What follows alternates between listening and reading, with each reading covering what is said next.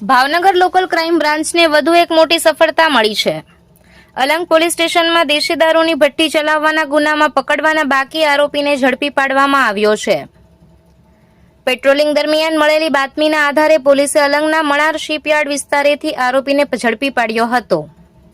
ઝડપાયેલા આરોપી મહેન્દ્ર ઉર્ફે મજનુ શ્રીરામબિંદ હોવાનું સામે આવ્યું છે, જે લાંબા સમયથી ફરાર હતો।